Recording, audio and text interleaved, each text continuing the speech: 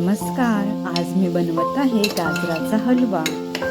1 kilo गाजर मी स्वच्छ धुवून घेतली आहे तिथे आणि यावेळी मी हलवा कुकरमध्ये करते। तुपावरती छान भाजून घेतली आहे।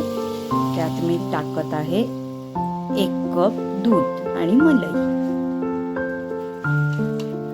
1 कप दूध आणि मलाई टाकून मी त्याला थोडंसं ढवळून घेते आणि आता मी झाकण लावणार आहे आणि कुकरला साधारणपणे 3 शिट्या करून घेणार आहे।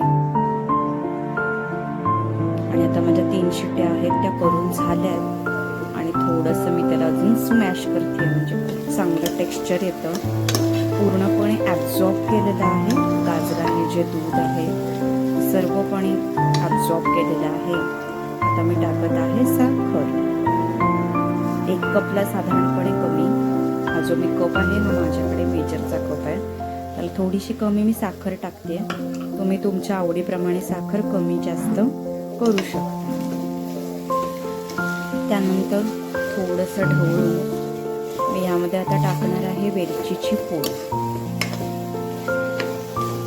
खूप असं छान कुकरमध्ये मस्त झटपट हलवा होतो, चवही खूप छान येते आणि थोड्या वेळाने तुम्ही बघितलं तर त्याचा रंग सुद्धा चेंज होईल। जशी साखर ॲब्झॉर्ब होत जाईल सो तसं अजून त्याला डार्क ऑरेंज कलर येईल। आणि आता मी टाकणार आहे ह्याच्यामध्ये ड्रायफ्रुट्स, मस्त मी चिरून घेतलेत, बारीक चिरून ड्रायफ्रुट्स, आणि ते मी आता ह्याच्यामध्ये टाकणार आहे। अशा